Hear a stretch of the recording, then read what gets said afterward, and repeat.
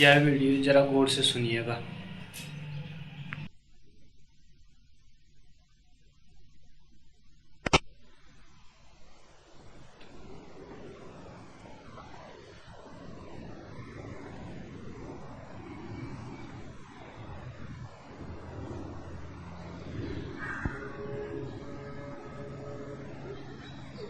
पहला प्रश्न। भगवान उत्तम तत्व चिंतन, मध्यम शास्त्र चिंतनम, अधमा तंत्र चिंता, च तीर्थ भ्रांति धमाधमा, अनुभूति बिना मूढ़ो वृथा ब्रह्मणि मोदते, प्रतिबिंबित साखाग्र फल स्वादन मोदवत। तत्व का चिंतन उत्तम है, शास्त्र का चिंतन मध्यम है, तंत्र की चिंता अधम है, और तीर्थों में भटकना अधम से भी अधम है। जैसे कोई पेड़ की छाया में प्रतिबिंबित फल को खाकर प्रसन्न हो, वैसे ही वास्तविक अनुभव के बिना मूढ़ मनुष्य ब्रह्म का आनंद पाने की व्यर्थ कल्पना करता है।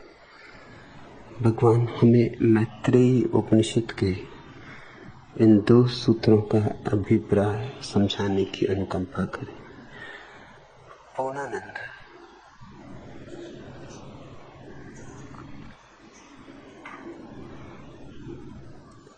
तत्व का चिंतन उत्तम है,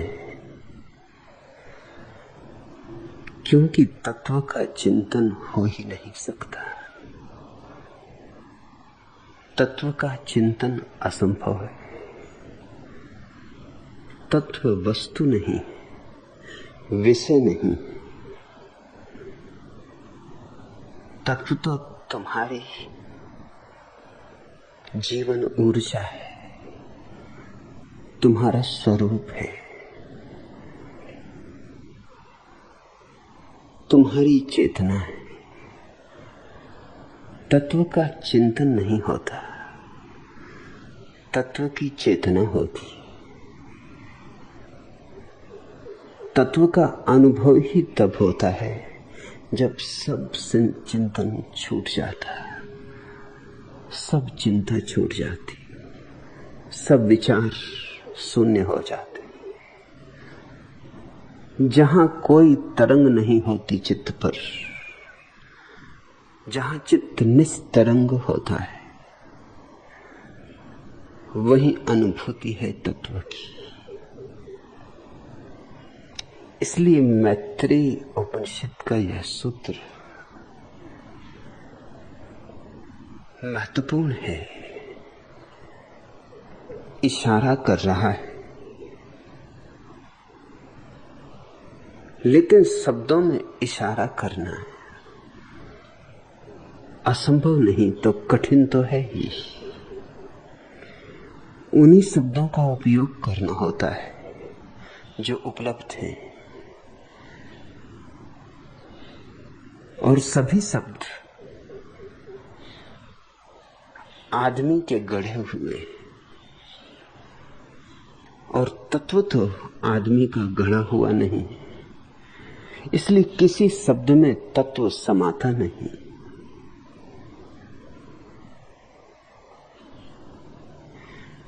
एक होटल में मुल्ला नसरुद्दीन ने प्रवेश किया। गर्मी के दिन हैं, सूरज से आग बरसती,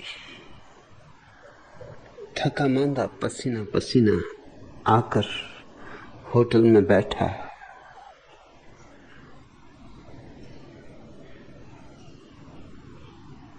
मैनेजर ने आके कहा कि क्या आपकी सेवा करें। मैनेजर था कुछ दार्शनिक वृत्ति का व्यक्ति, फुर्सत के समय में दर्शन पढ़ा करता था। मुल्ला नसरुद्दीन ने कहा कुछ और नहीं, सबसे पहले तो पानी का एक गिलास। मैनेजर ने कहा क्षमा करें, कांच का गिलास तो दे सकता हूं, पानी का गिलास कहां से लाऊं? पानी का गिलास होता ही नहीं।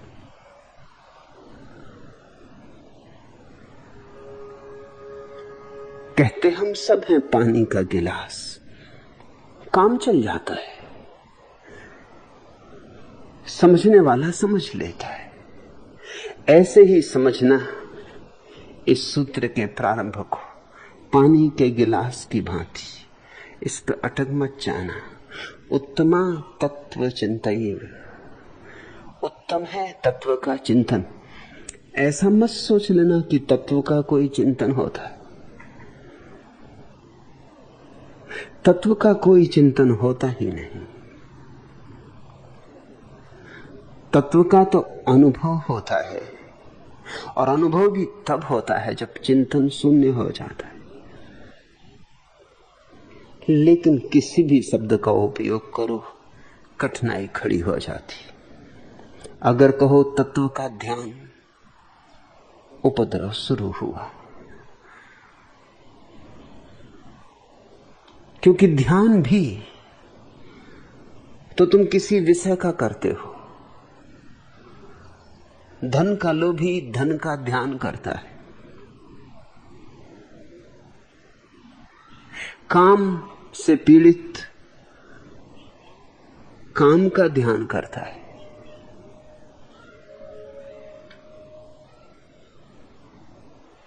तत्व का कैसे ध्यान होगा? ध्यान भी तो विषय का होता है।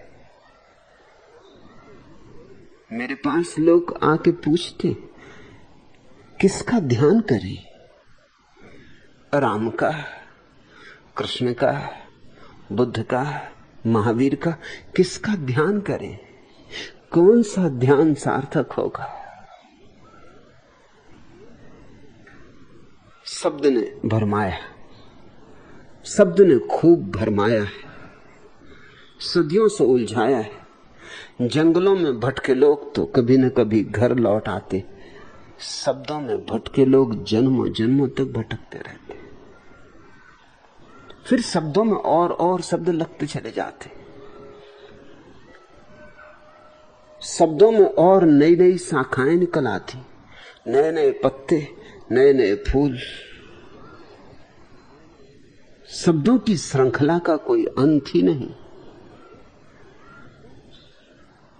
यह पूछना कि किसका ध्यान करें बुनियादी रूप से गलत सवाल है, मगर मैं उनकी मजबूरी समझता हूं।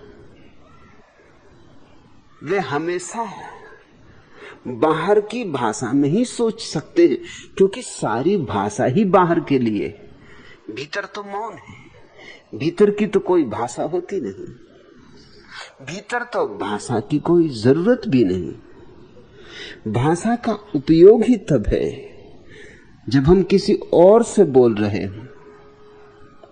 भाषा संवाद है। जहां मैं और तू हैं, वहां भाषा की उपादेयता है। जहां दो हैं, वहां भाषा है। और जहां एक ही बचा, वहां कैसी भाषा? वहां तो मौन रह जाता है। इसलिए मैं कहता हूं परमात्मा की तो एक ही भाषा है, मौन।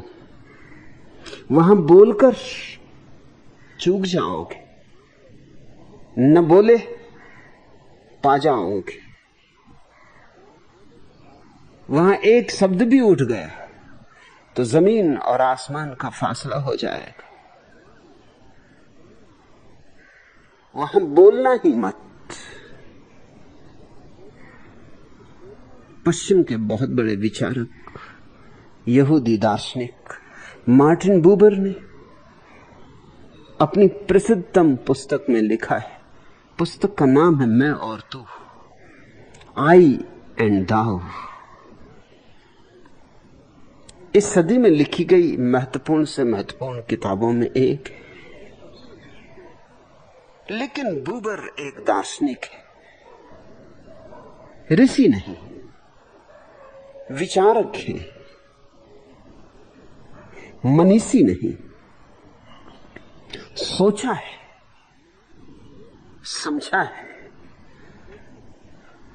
जाना नहीं, पहचाना नहीं, अनुभव नहीं, स्वाद नहीं, पिया नहीं। प्यास वैसी की वैसी, शब्दों से प्यास बुझ भी नहीं सकती। किसी को प्यास लगी हो और तुम सिर्फ पानी की बातें करो, सुंदर सुंदर बातें करो, वर्षा के गीत गाओ, मेघ मलार छेड़ो, तो भी प्यास न बुझेगी।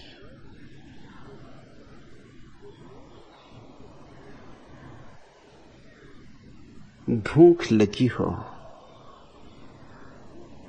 तो पाक शास्त्र किसी काम के नहीं है। रूखी सूखी रोटी भी ज्यादा उपयोगी। लेकिन परमात्मा के संबंध में हम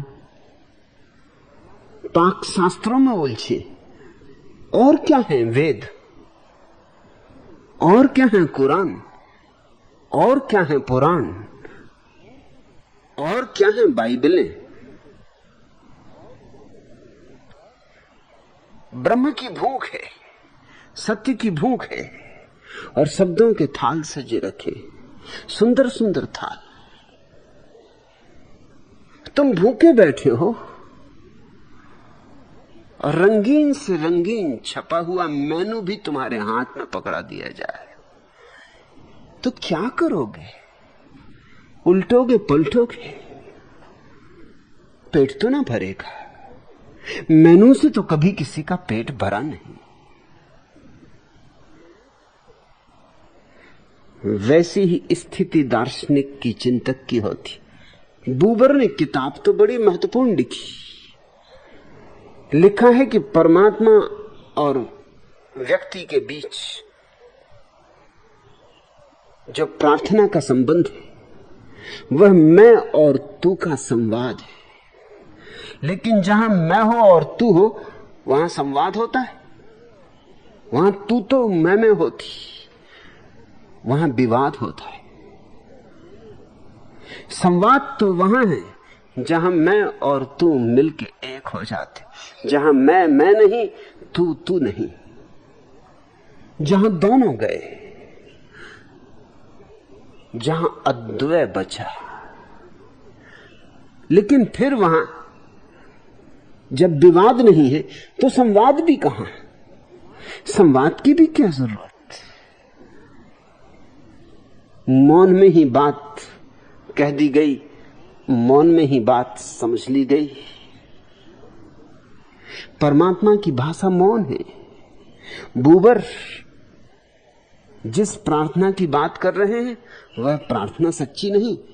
मैं और तू का संवाद, वो कहते हैं प्रार्थना है। मैं तुमसे कहता हूं मैं और तू जब तक है तब तक कहां प्रार्थना? जहां मैं नहीं, तू नहीं, जहां दोनों गए, जहां कोई नहीं, जहां घर में सन्नाटा हो गया, जहां विवाद छीन, जहां संवाद छीन, जहां शून्य का साम्राज्य स्थापित हो गया, उस शून्य में जो संगीत बज उठता है, जो हृदय तंत्री कंपित हो उठती, जो शब्द शून्य, जो मौन, गदगद अवस्था होती, आंखें आनंद से गीली हो आती,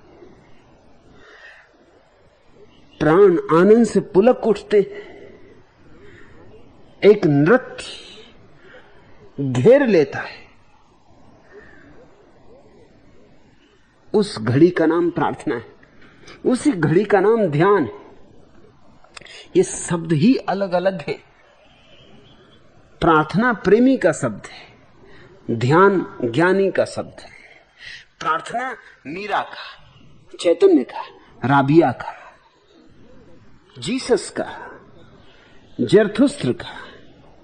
ध्यान पतंजलि का, लाओत्सु का, महावीर का, बुद्ध का। शब्द का ही भेद है, लेकिन अर्थ तो एक ही है। अर्थ में जरा भी अंतर नहीं है। एक जर्मन सेनापति दूसरे महायुद्ध के बाद अपने मित्र अंग्रेज सेनापति से बातें कर रहा था और उसने कहा कि पता नहीं हम क्यों हारे, ये बात राज ही बनी रहेगी, ये रहस्य कभी खुलेगा या नहीं, क्योंकि शक्ति हमारे पास ज्यादा थी। वैज्ञानिक तकनीकी दृष्टि से हम तुमसे ज्यादा संपन्न थे, फिर भी हम हारे और तुम जीत गए। ये बात गणित में बैठती नहीं। अंग्रेज सेनापति मुस्कुराया और उसने कहा, राज मैं तुम्हें बता देता हूं, राज छोटा है, बात छोटी है मगर गहरी। हम इसलिए जीते कि हर युद्ध के दिन की शुरुआत में हम प्रार्थना करते थे। हम परमात्मा की प्रार्थना करके ही युद्ध में उतरते थे। माना कि तकनीकी दृष्टि से, वैज्ञानिक दृष्टि से हम तुमसे पीछे थे, मगर परमात्मा जब साथ हो तो फिर किसी और चीज की जरूरत नहीं। इसलिए हम जीते और तुम हारे। जर्मन सेनापति ने कहा, यह बात तो और भी उलझा देती है मामले को, सुलझाती नहीं। क्योंकि प्रार्थना तो हम भी करते थे, रोज करते थे, नियम से करते थे, प्रार्थना के बाद ही युद्ध पर जाते थे। अगर प्रार्थना से ही निर्णय होना था तो हमारी प्रार्थना तुमसे कुछ कमजोर न थी। अंग्रेज सेनापति तो खिलखिला के हंस पड़ा। उसने कहा, तुम समझते नहीं बात, तुम प्रार्थना किस भाषा में करते थे? स्वभावतः जर्मन ने कहा कि हम जर्मन भाषा में करते थे। अंग्रेज ने कहा, बस बात साफ हो गई। अरे भगवान जर्मन भाषा समझता है?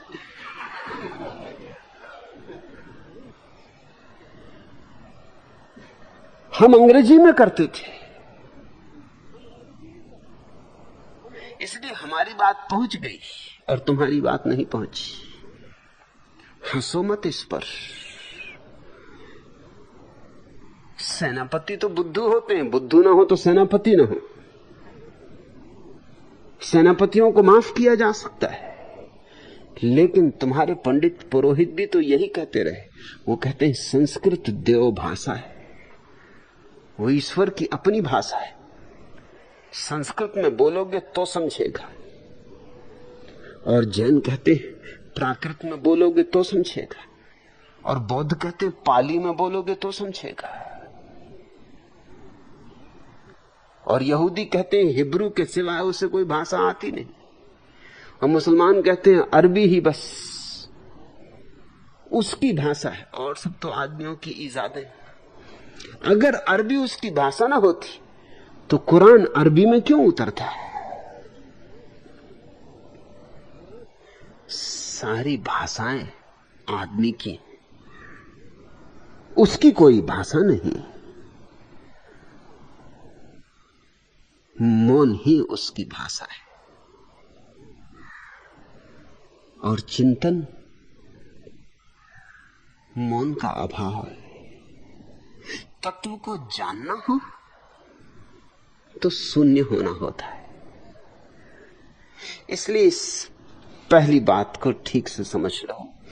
उत्तमा तत्व चिंतय। तत्व के चिंतन को उत्तम कहता है ऋषि, क्योंकि तत्व का चिंतन चिंतन ही नहीं होता। तत्व का चिंतन अर्थात चिंतन से रिक्त हो जाना, अचिंत्य हो जाना, तत्व का चिंतन अर्थात निर्विचार, निर्विकल्प, निर्बीज, इसलिए उत्तम। उत्तम होने का कारण, क्योंकि जहां शून्य है वहां पूर्ण है। तुम शून्य हुए और पूर्ण उतरा। पूर्ण उतरता ही शून्य में। घड़े को भरना हो तो पहले उसे कूड़े करकट से तो खाली कर लेना होगा ना। घड़ा खाली हो तो ही भर सकता है। इस प्रकृति का एक नियम है कि यह खालीपन को पसंद नहीं करती। यह खालीपन को तत्क्षण भर देती। तुमने कभी देखा नदी की जलधार में अंजलि बनाकर पानी को भरा है और जैसे ही अंजलि को ऊपर उठाया है वैसे ही चारों तरफ से जल दौड़ा है और अंजलि में भरे जल के कारण जो थोड़ा सा गड्ढा पैदा हो गया था वो फिर भर गया है। तत्क्षण भर जाता है, देर ही नहीं लगती। ऐसे ही तुम जरा शून्य तो हो और तुम पाओगे तुम्हारे शून्य होने से चारों तरफ से परमात्मा की ऊर्जा दौड़ पड़ती, तुम्हारी तरफ प्रवाहित होने लगती, तुम्हें भर देती, तुम्हें ऐसा भर देती कि तुम कभी भी ना भरे थे। लेकिन यह भराव तुम्हारे मैं का भराव नहीं। इस भराव में तुम तो गए, तुम तो मिटे, परमात्मा बचा। यह भराव यूं है जैसे कोई बांसुरी में गीत को बजाए, जैसे कोई बांसुरी में सुर छेड़ दे। बांसुरी तो खाली है और इसीलिए तो स्वर उससे प्रवाहित हो पाते।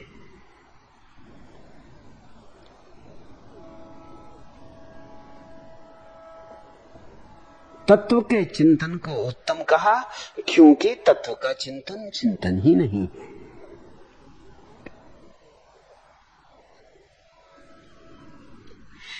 मैं आप अपनी तलाश में हूं।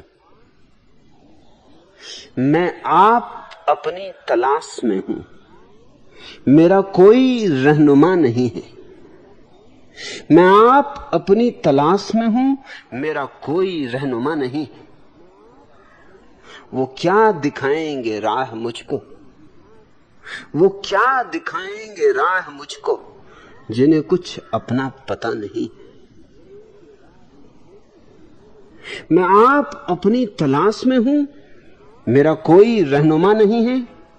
वो क्या दिखाएंगे राह मुझको, जिन्हें कुछ अपना पता नहीं है।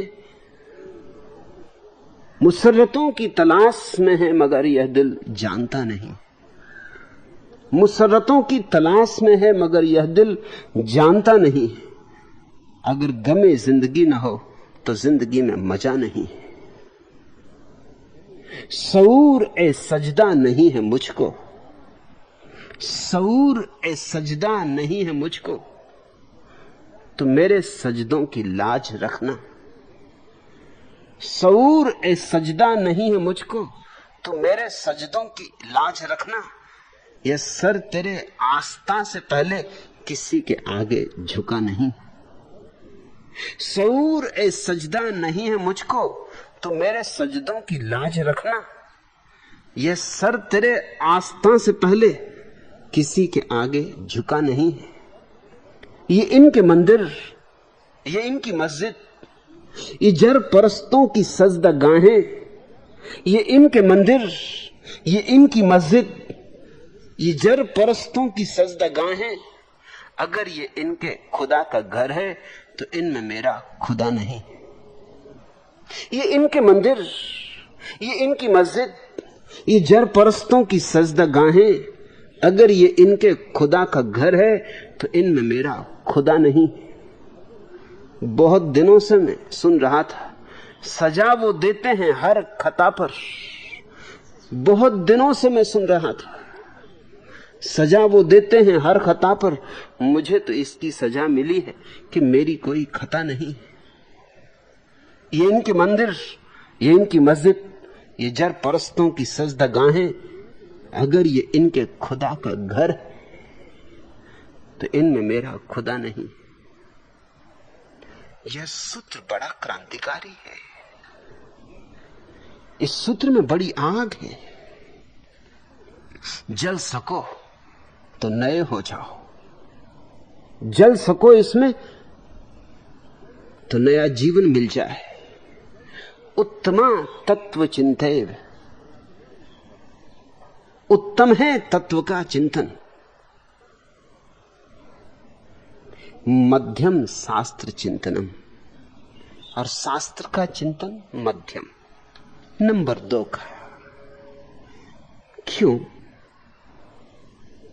क्योंकि शास्त्र के चिंतन का अर्थ होता है उधार, बासा। किसी और ने जाना, किसी और ने जिया, तुमने तो सिर्फ सुना।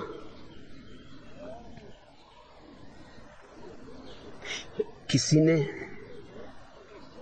स्वाद लिया, तुम्हारे हाथ तो सिर्फ शब्द पड़े। किसी ने अमृत पिया और अमृत हुआ, और तुम्हारे हाथ में तो बस ये कोरी बात रह गई। जैसे कोई नदी के तट पर चलता है तो रेत पर पद चिन्ह बन जाते, आदमी तो गुजर जाता है, पद चिन्ह पड़े रह जाते। शास्त्र पद चिन्ह है, समय की रेत पर बुद्धों के पैरों के चिन्ह। मगर समय की इस रेत पर बुद्धू भी चलते, और बुद्धों के और बुद्धुओं के पैरों के चिन्हों में कुछ बहुत भेद नहीं होता। एक तो बुद्धों के भी पैरों के चिन्ह ही हैं वो,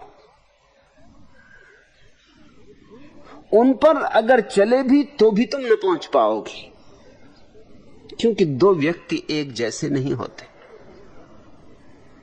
इसलिए जिसने भी किसी दूसरे व्यक्ति का अनुसरण करने की चेष्टा की, उसने अपने भाग्य में हार लिख ली, उसने अपने को बर्बाद करने का इंतजाम कर लिया। सुनना सबकी, गुनना अपनी। समझो, बुद्धों ने जो कहा, मगर लकीर के फकीर ना हो जाना। और शास्त्रों का अध्येता लकीर का फकीर हो जाता है। उसकी आंखों पर शास्त्रों के चश्मे चढ़ जाते हैं, और इतने शास्त्रों के शब्द उसकी आंखों पे इकट्ठे हो जाते कि उसे दिखाई ही पड़ना बंद हो जाता। शास्त्रों ने जितने लोगों को अंधा किया है उतना किसी और चीज ने नहीं। इस दुनिया में शास्त्रीय अंधों की भीड़, जमघट। अलग अलग शास्त्रों के कारण अंधे, मगर किताबों को आंखों पर रख लोगे तो देखोगे कैसे? और फिर किताबें 1-2 हो तो भी ठीक, बहुत किताबें, और किताबों पर किताबें, पहाड़ खड़े हो जाते हैं तुम्हारी आंखों पर, सिद्धांतों के, शब्दों के जालों के। और फिर तुम उन्हीं शब्दों के जालों को गुनते बुनते रहते हो। फिर तुम्हें वह नहीं दिखाई पड़ता जो है, जो सामने खड़ा है, जो चारों तरफ से तुम्हें घेरे हुए, जो तुम्हारे भीतर भी है और जो तुम्हारे बाहर भी है, जिसके अतिरिक्त कुछ भी नहीं। वह तत्व फिर तुम्हें दिखाई नहीं पड़ता। शास्त्र का चिंतन मध्यम है, नंबर 2 का, जिसकी हिम्मत न हो तत्व में उतरने के लिए, उस कायर के लिए शास्त्र। चलो कुछ न बने तो बुद्धों के वचन ही दोहराते रहो, हालांकि कितना ही दोहराओ तुम तोते ही रहोगे। तोते कितना ही राम नाम जपें तो भी परमात्मा की अनुभूति को उपलब्ध न हो जाएंगे। और तुमने सुना ही है कि वाल्मीकि तो राम का उल्टा नाम जप के भी परमात्मा अनुभव को पा ली। मरा मरा जपा और पहुंच गए। और तोते तो शुद्ध राम राम जपते फिर भी नहीं पहुंचते। क्या है बात? सवाल तुम क्या जपते हो इसका नहीं, भाव का है, प्रगाढ़ता का है, तन्मयता का है, तल्लीनता का है, ओतप्रोत होने का है, डूबने का है, रंग जाने का है। तोता कहता तो राम राम है, मगर बस कह ही रहा है। मैंने सुना आधी रात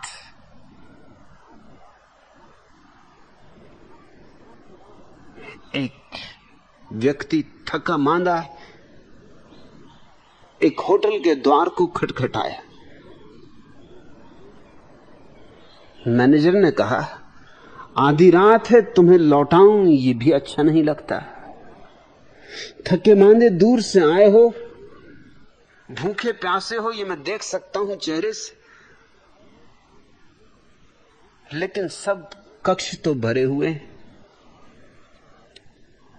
इतना ही कर सकता हूं अगर तुम राजी हो। एक कक्ष में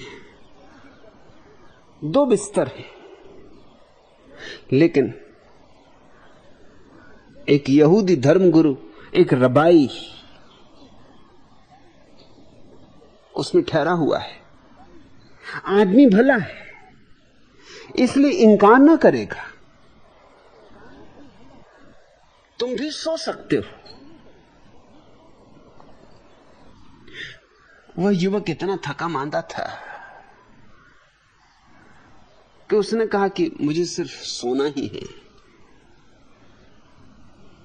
कुछ थोड़ा खाने पीने को दे दो और फिर मैं जाके सो जाऊं।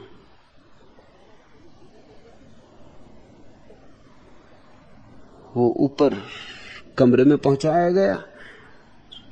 देख के हैरान हुआ, थोड़ा चिंतित भी हुआ, थोड़ा किम कर्तव्य विमूढ़ भी मालूम पड़ा, क्योंकि रबाई यहूदी धर्मगुरु अपने पलंग के बगल में घुटने टेके परमात्मा की प्रार्थना में लीन था। 2 पलंग थे कमरे में, कौन सा पलंग मैं चुनूं? उस युवक के मन में सवाल उठा। धर्मगुरु से पूछ लेना जरूरी है, क्योंकि वो पहले से यहां रुका हुआ है और पता नहीं उसने कोई बिस्तर चुन ही रखा हो।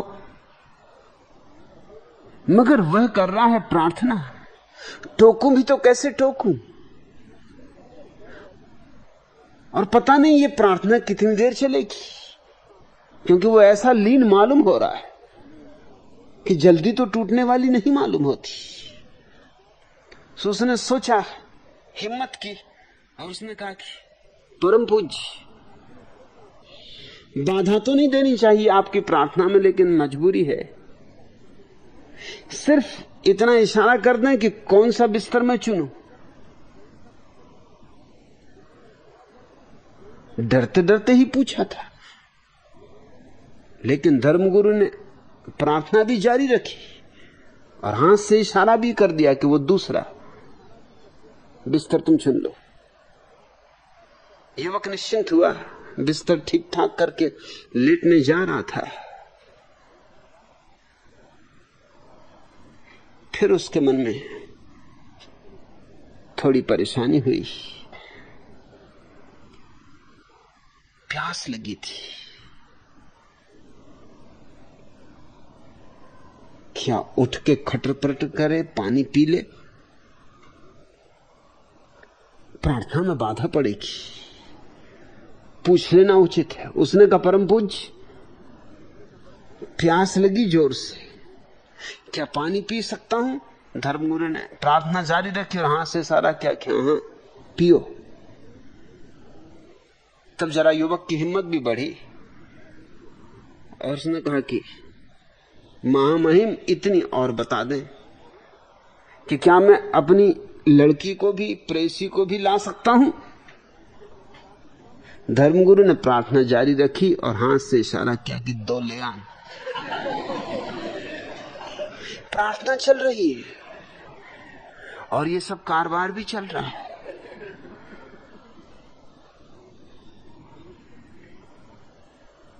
अब कितनी ही शुद्ध प्रार्थना पढ़ी जाए, बिल्कुल हिब्रू में पढ़ी जाए, तो भी क्या होगा? ये प्रार्थना कंठ तक भी नहीं जा रही, हृदय तो बहुत दूर। इस प्रार्थना में कुछ भीग ही नहीं रहा। ये तो व्यर्थ की बकवास है।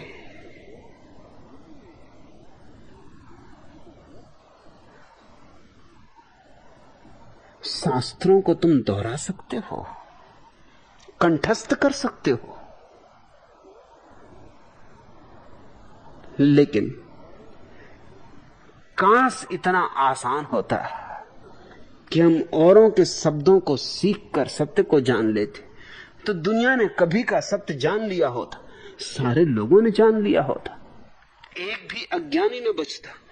इस पृथ्वी पर सब जलते हुए दिए होते, दिवाली मनाई जा रही होती, हर फूल खिला होता, सुगंधी सुगंध होती, हर वीणा बजती होती, संगीत ही संगीत होता, अनाहत नाद होता, अनाहत में विश्राम होता। शास्त्र तो सभी जानते हैं। हिंदू गीता पढ़ रहा है, मुसलमान कुरान पढ़ रहा है, ईसाई बाइबल पढ़ रहे हैं, लेकिन कहीं कुछ भीगता नहीं, हृदय कहीं डुबकी नहीं मारता। शब्दों में डुबकी लगाओगे भी कैसे? अंधेरे कमरे में दिए की तस्वीर टांग भी लो तो रोशनी तो नहीं हो जाएगी।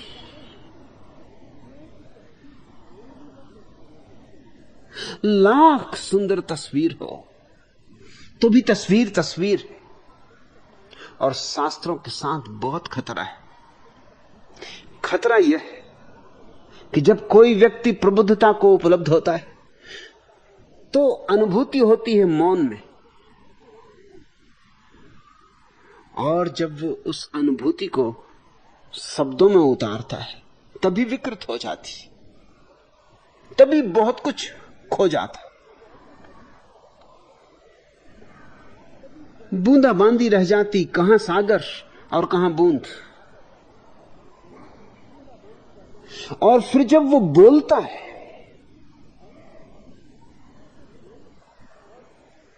तो और भी कुछ बचा होता है, वो भी खो जाता। बूंद का भी 1000वां हिस्सा नहीं रह जाता।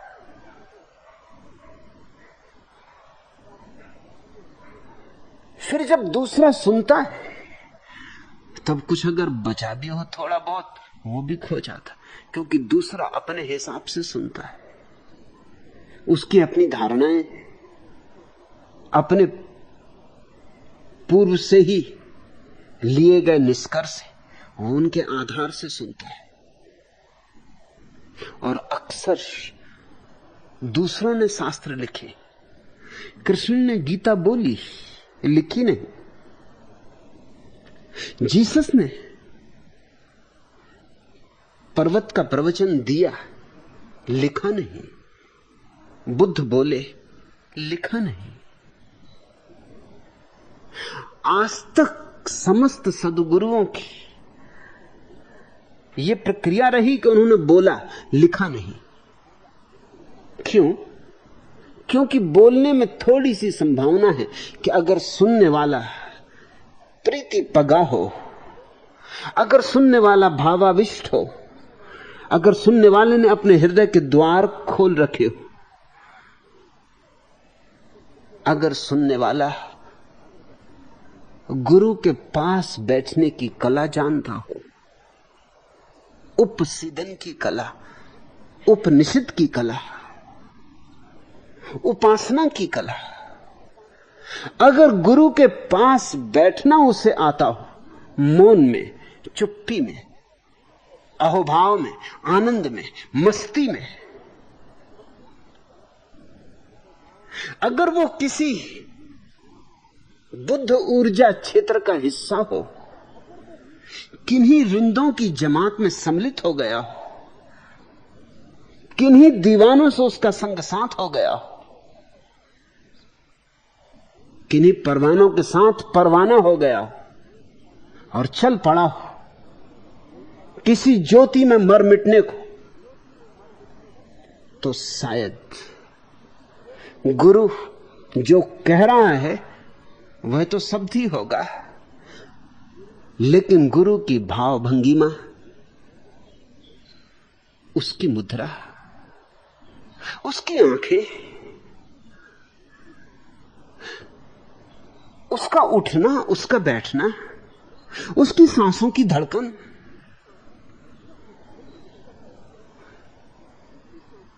उसके शब्दों के साथ साथ लिपटी श्रोता के, दृष्टा के, मनता के भीतर पहुंच जाएगी। लेकिन लिखा हुआ शब्द तो मुर्दा होता, बिल्कुल मुर्दा होता, उसमें न तो गुरु की उपस्थिति होती है, न गुरु की भावभंगिमा होती है,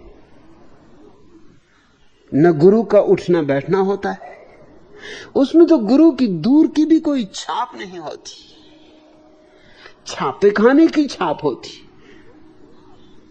स्याही होती कागज पर फैली,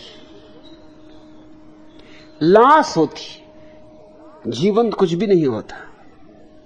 इसलिए सारे गुरुओं ने सदा से बोलने के माध्यम को चुना है, क्योंकि बोलने में थोड़ी सी संभावना है कि शायद शब्दों के आसपास लिपटी कोई किरण पहुंच जाए, कोई लेने वाला ले ले। कबीर कहते हैं, है कोई लेबनहारा, है कोई लेबनहारा। अगर है कोई लेने वाला तो शायद उसकी आंखों में झांक के ही बात हो जाए, शायद उसका हाथ हाथ में लेके ही बात हो जाए, शायद वो गुरु के चरणों पर सिर रख दे और बात हो जाए, जो नहीं कही जा सकती वो कह दी जाए। शास्त्र तो सदगुरुओं ने लिखे नहीं, जिन्होंने सुने हैं उन्होंने लिखे। इसलिए बुद्धों के सारे शास्त्र बड़े ठीक ढंग से शुरू होते हैं। बुद्धों के सारे शास्त्रों का जो प्रथम वचन होता है वो यह, ऐसा मैंने सुना है। ये किसी शिष्य की टिप्पणी, ऐसा मैंने सुना है कि भगवान आम्रकुंज में विचरते थे, कि निरंजना के तट पर रुके थे, कि फला फला नगर में ठहरे थे, कि श्रावस्ती में उनका वर्षा काल व्यतीत होता था। ऐसा मैंने सुना है।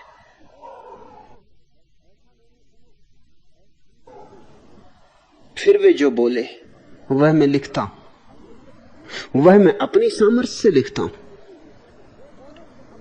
वे बोले थे अपनी सामर्थ्य से, मैं लिखता हूं अपनी सामर्थ्य से। फर्क तो बहुत हो जाने वाला है, बहुत हो जाने वाला है। तुमने कभी देखा एक सीधी लकड़ी के डंडे को पानी में डाला, और तुम तब चकित होकर देखोगे पानी में पहुंचते ही डंडा तिरछा दिखाई पड़ने लगता है। तिरछा हो नहीं जाता, खींच के देखो सीधा का सीधा है, फिर पानी में डालो फिर तिरछा दिखाई पड़ने लगता है। पानी उतनी विकृति तो ले आता है, सीधा डंडा तिरछा हो जाता है। बुद्धों के सीधे सीधे वचन भी तुम्हारे भीतर जाके बहुत तिरछे हो जाते, आड़े हो जाते, कुछ के कुछ हो जाते। तो शास्त्रों की बात तो दोयम, नंबर 2 मध्यम शास्त्र चिंतनम। अधमा तंत्र चिंता, और उससे भी अधम है तंत्र मंत्र यंत्र की चिंता। विधि विधान, यज्ञ हवन कुंड, पूजा पत्री, ये धर्म के नाम पर जो क्रियाकांड चलते हैं उन सब का नाम तंत्र। ये तो बिल्कुल ही गई बीती बात हो गई। ये तो बिल्कुल तृतीय कोटि की बात हो गई, लेकिन दुनिया इस तीसरी कोटि में उलझी। कोई सत्यनारायण की कथा करवा रहा है, कोई विश्व शांति के लिए यज्ञ करवा रहा है। अभी किसी तांत्रिक ने चंडीगढ़ में विश्व शांति के लिए यज्ञ करवाया, और यज्ञ हो जाने के बाद घोषणा कर दी कि यज्ञ सफल हुआ, विश्व में शांति हो गई। और 15 दिन बाद फिर दूसरा यज्ञ दिल्ली में करवाने लगे। जब खबर मुझे मिली तो मैंने कहा, आप किस लिए करवा रहे हो? दुनिया में तो शांति हो चुकी, वो तो चंडीगढ़ में यज्ञ जब हुआ तभी हो गई। अब ये कौन सी दूसरी दुनिया है जिसमें शांति करवानी? मगर फिर शांति करवा रहे हैं, और यहीं खत्म नहीं हो जाएगा। उन्होंने कसम खाई कि वो 120 यज्ञ करवा कर रहेंगे, मतलब 120 बार दुनिया में शांति करवा के रहोगे। बहुत ज्यादा शांति हो जाएगी। आदमी को जिंदा रहने दोगे कि मार ही डालोगे? मरघट हो जाएगा। 120 बार शांति होती ही चली गई, होती ही चली गई, तो लोगों की सांसें निकल जाएंगी, शोरगुली बंद हो जाएगा, बोलचाल ही खो जाएगा। मगर ये क्रियाकांड, मैत्रेयी उपनिषद का ये वचन कहता है, अधमा तंत्र चिंता। अधम है तंत्र की चिंता। अब तो चिंतन भी ना रहा, चिंता हो गई। पहला तो था अचिंत तत्व का अनुभव, शास्त्र का चिंतन होता है, वो नीचे गिरना हुआ है। और अब तो बात और बिगड़ गई। अब तो चिंतन से भी गिरे, अब तो चिंतन भी ना बचा, अब तो चिंता हो गई। अब तो परेशानी और बेचैनी आ गई। अब तो लोभ मोह का व्यापार शुरू हुआ, यह पालूं वह पालूं, गंदे ताबीज की दुनिया आ गई। और तीर्थों में भटकना अधम से भी अधम। जब तीर्थ भ्रांत धमाधम, और तीर्थों में भटकने को तो मैत्रेयी उपनिषद कहता है, ये तो अधम से भी अधम। इसके पार तो गिरना ही नहीं हो सकता। कोई काशी जा रहा है, कोई काबा जा रहा है, कोई कैलाश, कोई गिरनार। क्या पागलपन! परमात्मा भीतर बैठा और तुम कहां जा रहे?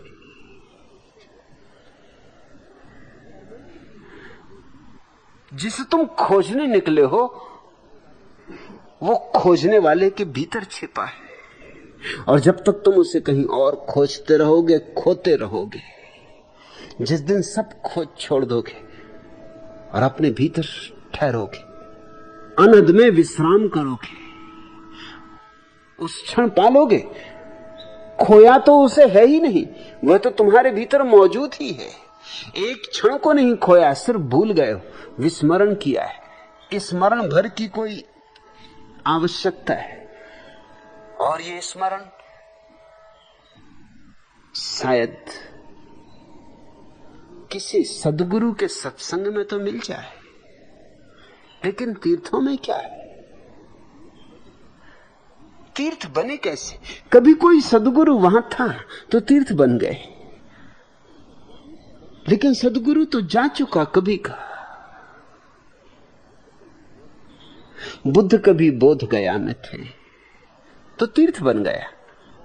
अब सारी दुनिया से बौद्ध आते हैं बोध गया की यात्रा करने। क्या पागलपन! कोई समझाए यह क्या रंग है मैखाने का, कोई समझाए यह क्या रंग है मैखाने का।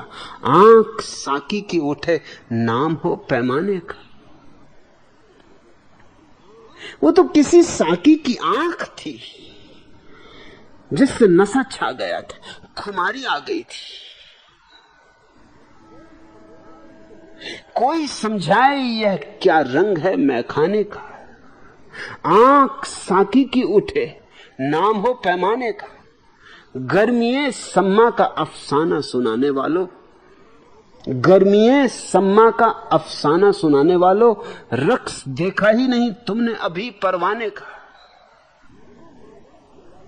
किसको मालूम थी पहले से खिरत की कीमत, आल में होश पे एहसान है दीवाने का। किसको मालूम थी पहले से खिरत की कीमत, आल में होश पे एहसान है दीवाने का। चश्मे साकी मुझे हर गाम पे याद आती, रास्ता भूल ना जाऊं कहीं मैं खाने का। अब तो हर शाम गुजरती है उसी कूचे में, अब तो हर शाम गुजरती है उसी कूचे में। यह नतीजा हुआ ना से तेरे समझाने का। मंजिले गम से गुजरना तो है आसान इकबाल, इश्क है नाम खुद अपने से गुजर जाने का। बात तो अपने से गुजर जाने की है। हां, किसी बुद्ध पुरुष की आंख में शायद झलक मिल जाए, मगर तीर्थों में क्या रखा है। तीर्थ तो मजार है। कोई समझाए यह क्या रंग है मैखाने का। आंख साकी की उठे नाम हो पैमाने का। गर्मी सम्मा का अफसाने सुनाने वालों, रक्स देखा ही नहीं तुमने अभी परवाने का। तुम्हें तो मस्तों की कोई महफिल खोजनी चाहिए। अगर रक्स ही देखना हो, अगर नाच ही देखना हो, तो परवाने का देखना चाहिए। हां, जब कोई बुद्ध मौजूद होता है तो मधुशाला जीवित होती, तो वहां झरने फूटते हैं शराब के, वहां पियक्कड़ इकट्ठे होते। कभी काबा में इकट्ठे हुए थे। वो काबा के पत्थर की बात न थी, वो मोहम्मद की मौजूदगी थी। मोहम्मद की मौजूदगी में काबा का पत्थर भी लोगों को नशा देने लगा था। आंख साकी की थी और नाम पैमाने का हो गया। तीर्थ यूं बन जाते और फिर सदियों तक लोग तीर्थों में भटकते रहते। सूत्र ठीक कहता है, अधमा तंत्र चिंता च तीर्थ भ्रांत धमाधमा, अनुभूतिम विना मूढ़ो वृथा ब्रह्मणि मोदते। प्रतिबिंबित शाखाग्र फला स्वादन मोदवत। प्यारी बात है। जैसे कोई पेड़ की छाया में प्रतिबिंबित फल को खा के प्रसन्न हो। पेड़ के नीचे बैठो, छाया में फल दिखाई पड़ता हो। छाया में आम लगे हों वृक्ष पर, और छाया में भी आम दिखाई पड़ेंगे, और उन्हीं को छाया के आमों को खा खा के कोई जैसे प्रफुल्लित होता रहे। ऐसे तुम पागल हो अगर शास्त्रों में उलझे हो, अगर तीर्थों में उलझे हो, अगर तंत्रों मंत्रों में उलझे हो। वास्तविक अनुभव के बिना सिर्फ मूढ़ मनुष्य ही कल्पना करता रहता है ब्रह्म को पा लेने की। अनुभव हो सकता है अभी और यहीं। अनुभव के लिए एक क्षण भी ठहरने की कोई जरूरत नहीं, लेकिन अनुभव होगा उत्तमा तत्व चिंतैव। अनुभव तो उत्तम बात है, श्रेष्ठतम शिखर है। वह तो ध्यान में होगा, शून्य में होगा, मौन में होगा। आंख से सारे पर्दे हटाओ, बाहर से आंख बंद करो, भीतर आंख खोलो, ठहरो चुप्पी में, मौन में, शून्य में। भीतर जब सारा जल ठहर जाए, तरंग भी ना उठे, तो प्रतिफलित होगा परमात्मा। सारा अस्तित्व अपने सारे सौंदर्य के साथ तुम्हारे भीतर झलक उठेगा। वह झलक बस एक झलक और काफी है। जन्मों जन्मों की भूली बिसरी याद फिर आ जाती, जैसे कभी खोया नहीं था वह फिर मिल जाता है।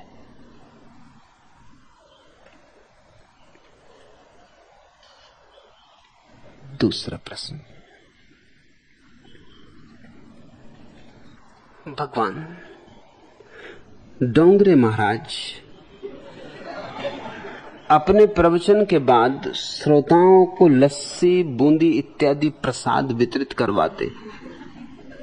कृपया समझाएं कि ब्रह्म चर्चा और लस्सी बूंदी में क्या संबंध है। सुभाष सरस्वती, संबंध जरूर है। मैं रोज जब वापस लौटता हूं प्रवचन स्थल से तो सुभाष रास्ते में खड़े दिखाई पड़ते,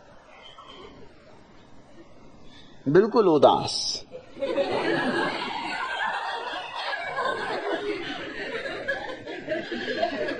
तभी मैं सोचता हूं कि लस्सी बूंदी की जरूरत है। सुभाष ऐसे खड़े रहते हैं जैसे प्राण पखेरु कभी की ओर चुके हो। सारे संसार का भार लिए हो, बोझ इतना कि उनकी गर्दन तक आड़ी रहती।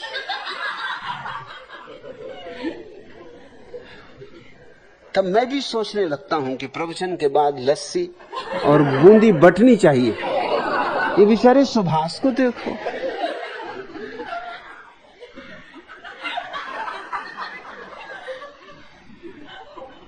प्रसाद का तो बड़ा मूल्य है। मेरे गांव में एक कबीर पंथी महंत थे, साहबदास जी, महामूढ़ थे। मतलब ये कि डोंगरे महाराज वगैरह कुछ भी नहीं उनके सामने।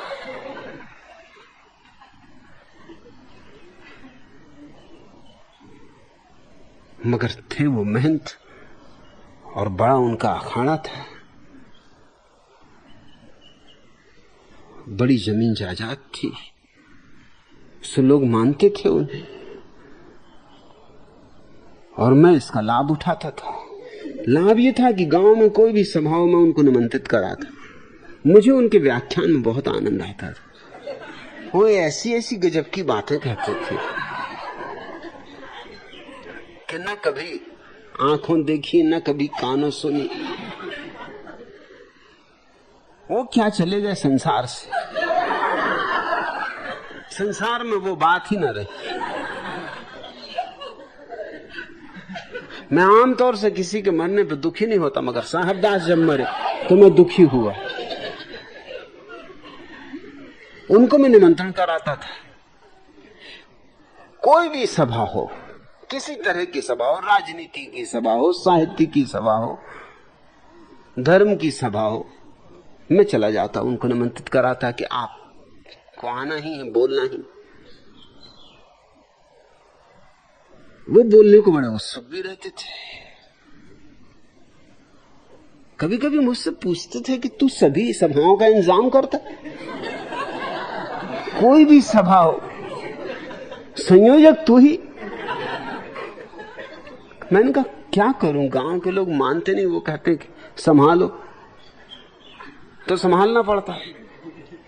और आपके बिना तो सभा यूं जैसे दूल्हे के बिना बारात, आपको तो आना ही होगा। और पक्का कर लेने के लिए कि वो आ ही जाएंगे, वो तो आ ही जाते, वो तो हमेशा ही आ जाते थे। फिर भी मैं किसी व्यक्ति को भेज देता कि तुम मौजूद ही रहना, देर अबेर ना हो, क्योंकि उनके बिना सभा बेकार है। और जो भी सभा करते वो मुझसे डरते। वो मेरे पास हाथ पैर जोड़ के खबर पहुंचाते कि आप साहबदास जी को मत बुला लाना, कि हम आपके हाथ जोड़ते हैं, आपके पैर पड़ते, साहबदास जी को भर मत बुलाना, नहीं वो सब खराब कर देंगे। क्योंकि वो कुछ कुछ बोलते हैं जिसका कोई मतलब ही नहीं है और उनसे कोई कुछ कह भी नहीं सकता। मगर मैं उनको निमंत्रण दे ही आता और वो जैसे आते मैं मंच के पास ही खड़ा रहता और कहता साहब दाजी आइए विराजिए विराजिए।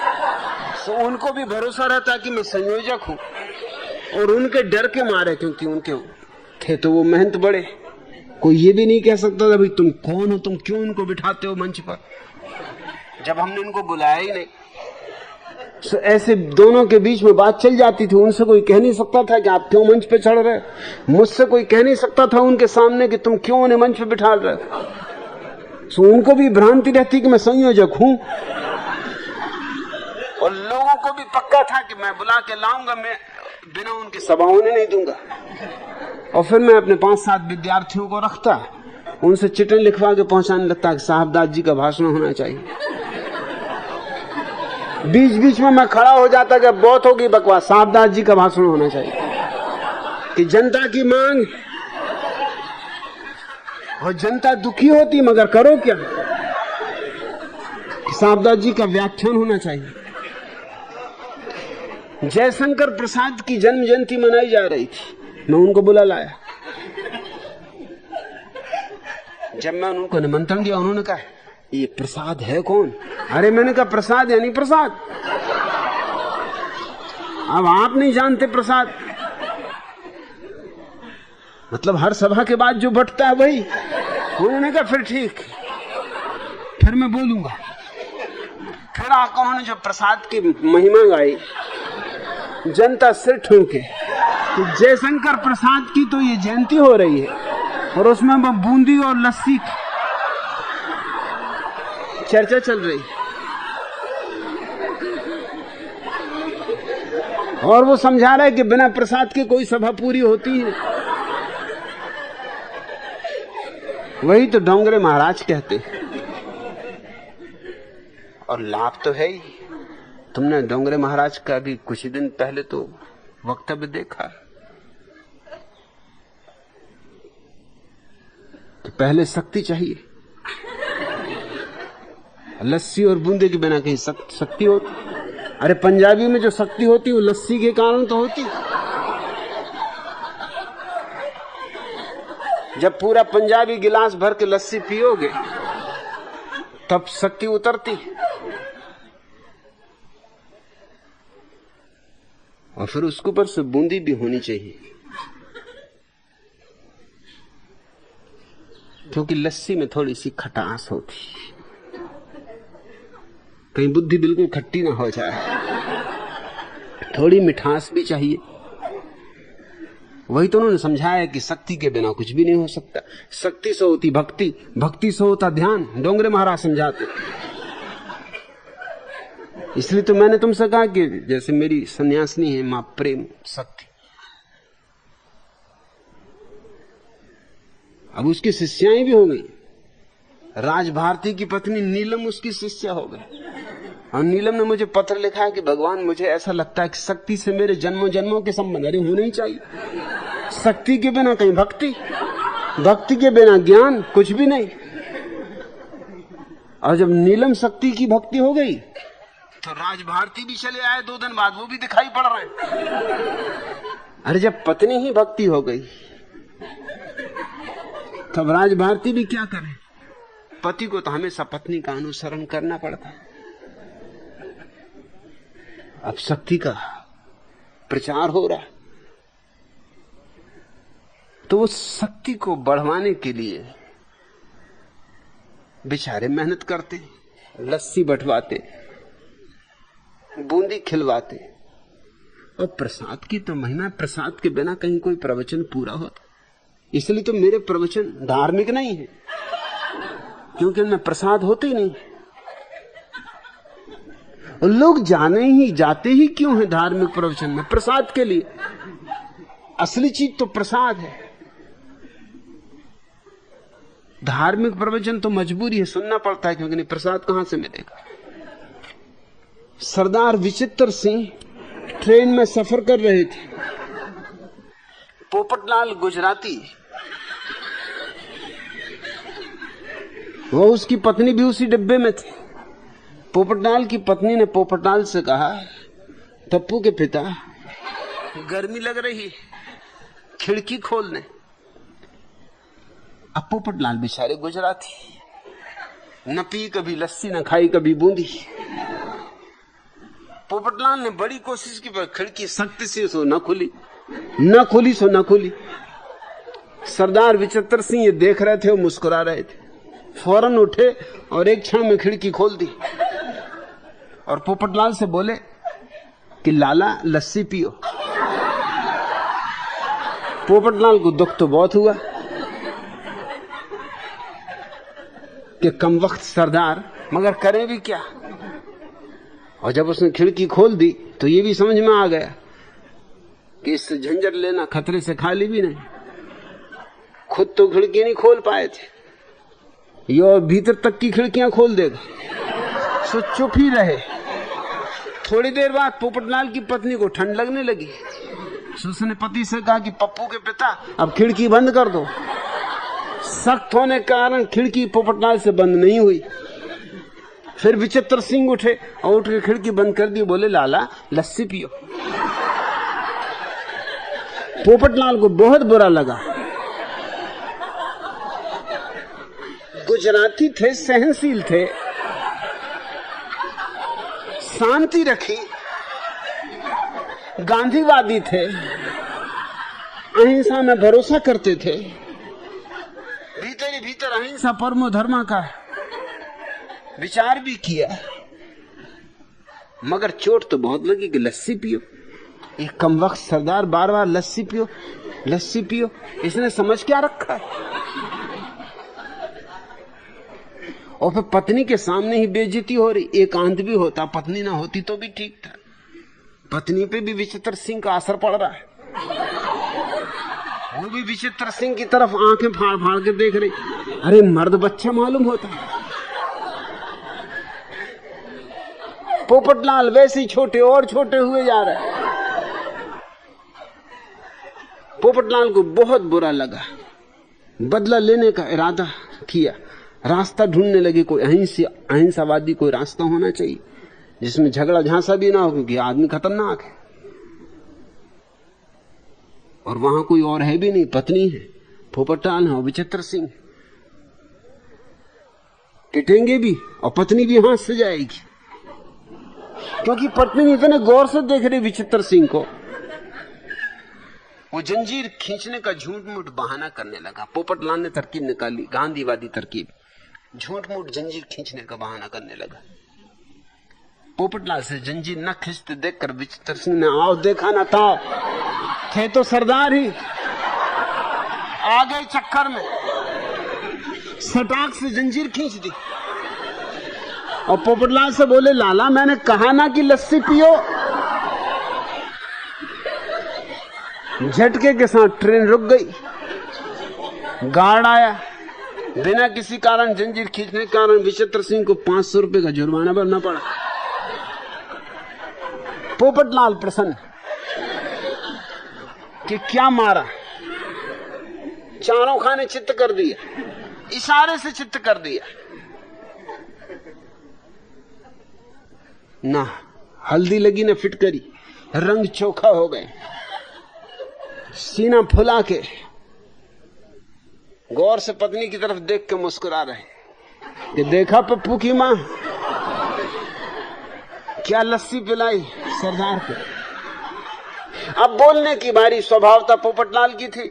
बोले सरदार जी लस्सी के साथ थोड़ी थोड़ी बूंदी भी खाया करो, क्योंकि बूंदी में मिठास होती।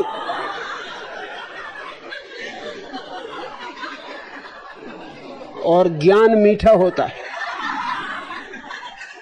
तो थोड़ा ज्ञान भी चाहिए। शक्ति तो चाहिए मगर ज्ञान भी चाहिए। इसलिए सुभाष बेचारे डोंगरे महाराज लस्सी भी बंटवाते, बूंदी भी खिलवाते, जिससे कि शक्ति भी रहे और भक्ति भी रहे। लस्सी से शक्ति, बूंदी से भक्ति। अरे कबीरदास जी कही गए समुद्र में बूंद समाना, शौकत हेरी जाई, और बूंद में समुद्र समाना, शौकत हेरी जाई। अरे बूंदी में तो समुद्र समाया हुआ, जरा खोजो। और सुभाष, तुम्हें दोनों चीजों की जरूरत है। तुम लस्सी भी पियो और बूंदी भी खाओ। लस्सी से थोड़ा सरदारीपन तुम में आएगा, वो जो तुम गर्दन तिरछी करके खड़े रहते वो सीधी हो जाएगी।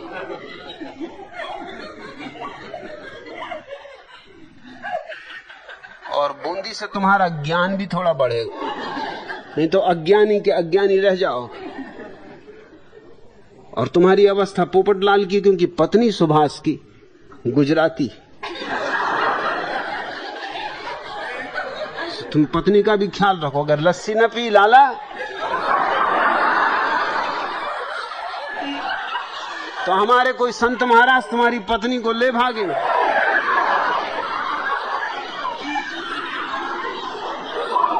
पहले से सावधान कर देना उचित।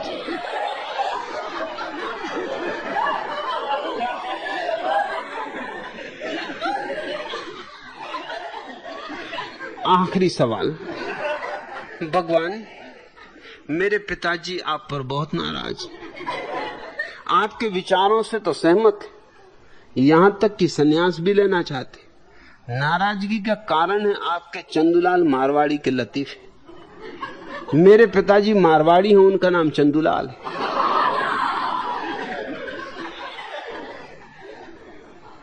विजय, ये तो बड़ा तुमने अच्छा किया याद दिला दी। 8-10 दिन से मैं चंदूलाल को बिल्कुल भूले ही हुआ था।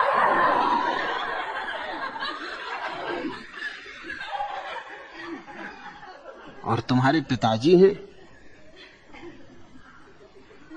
सो तो स्वभावतः अब कभी नहीं भूलूंगा। तुम्हारे पिताजी के लिए कुछ लतीफे।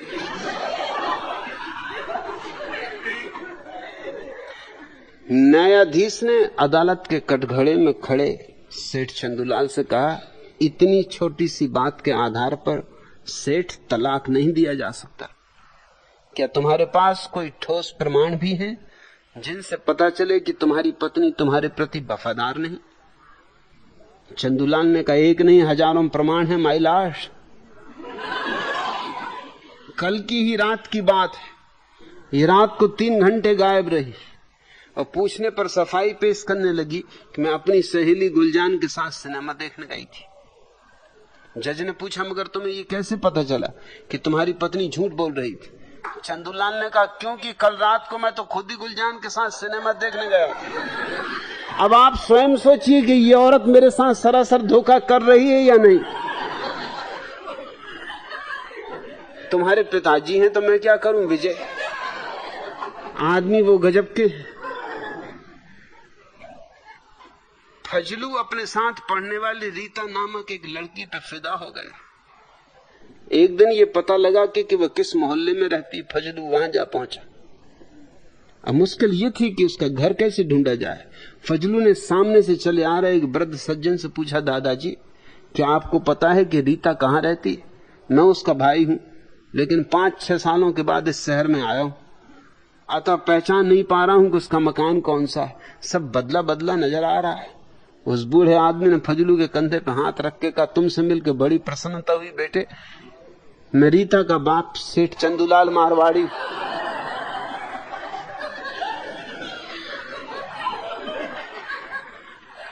एक मोटा व्यक्ति समुद्र तट पर बैठा सामने की ओर देख रहा था, जहां जवान लड़कियां अल्प वस्त्रों में व्यायाम कर रही थी।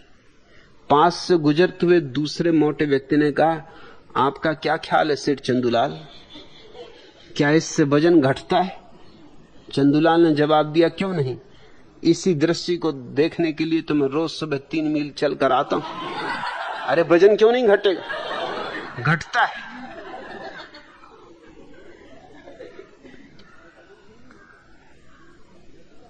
सेठ चंदूलाल मारवाड़ी ने अपने दोस्त डब्बू जी को बताया कि मेरी पत्नी कपड़ों के पीछे दीवानी, जब देखो तब कपड़ों की मांग करती रहती। सुबह से शाम तक एक ही रट लगाए रखती कि नए कपड़े चाहिए। मैं तो ये सुन सुनकर घन चक्कर हुआ जा रहा हूं। शादी को 20 साल हो गए, एक दिन ऐसा नहीं होता जब वो कपड़ों की रट न लगाती हो। बस कपड़े कपड़े कपड़े। डब्बू जी बोले आश्चर्य की बात है, आखिर वह इतने कपड़ों का करती क्या? चंदूलाल ने कहा मुझे क्या पता, मैंने तो आज तक एक भी कपड़ा खरीद कर दिया नहीं। अरे जब दहेज में मिले वस्त्रों में सब आराम से चल रहा है तो नए कपड़े में भला क्यों पैसा व्यर्थ किया जाए? कल फिर मुझसे कहने लगी कि अब तो कपड़े नाम मात्र को ही बचे हैं। पड़ोस के छोकरे खिड़की में से झांक झांक के तमाशा देखते। अब तो कुछ करो, मोहल्ले भर में हंसी होती। डब्बू जी ने पूछा तो फिर तुमने कुछ किया? सिर चंदूलाल बोले और भला क्या करता, यही किया कि एक पुरानी साड़ी का पर्दा बना के खिड़की पर लटका दिया।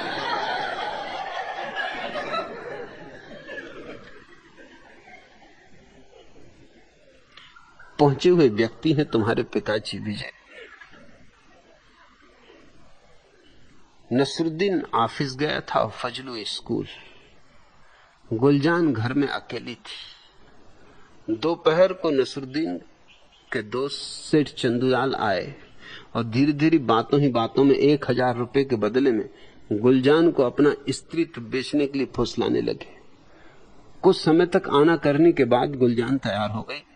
चंदूलाल ने उसे नगद 1000 रुपयों का बंडल थमा दिया। शाम को नसरुद्दीन ने ऑफिस से आते ही पूछा, अरे आज क्या मेरा दोस्त चंदूलाल आया था? उसकी छड़ी वहां कोने में टिकी, लगता है छड़ी भूल गया। गुलजान को तो पसीना छूट गया, मगर अब क्या कर सकती थी, कोने में छड़ी टिकी तो थी। बोली हाँ आज दोपहर को आया था। मुल्ला ने कहा गजब हो गया, मारवाड़ी से ऐसी आशा न थी। क्या वह पूरे 1000 रुपए दे गया? यह सुनकर तो गुलजान पर जैसे बिजली गिर पड़ी हो। घबराहट में उसके मुंह से निकल गया हाँ पूरे 1000। नसरुद्दीन ने खुशी से उछलते हुए कहा मान गया मैं भी कि मारवाड़ी भी वायदे के पक्के होते। पिछले महीने उसने 1000 रुपए उधार लिए थे और वचन दिया था कि ठीक 1 माह में आज की ही तारीख को लौटा दूंगा। तुम घबराओ मत विजय, अपने पिताजी को घर लौट के कहना कि मैं तो चंदूलाल के लतीफे कहना बंद नहीं कर सकता। एक तरकीब है आसान, वो आ जाए और सन्यासी हो जाए, उनका नाम बदल दो। हाँ जी।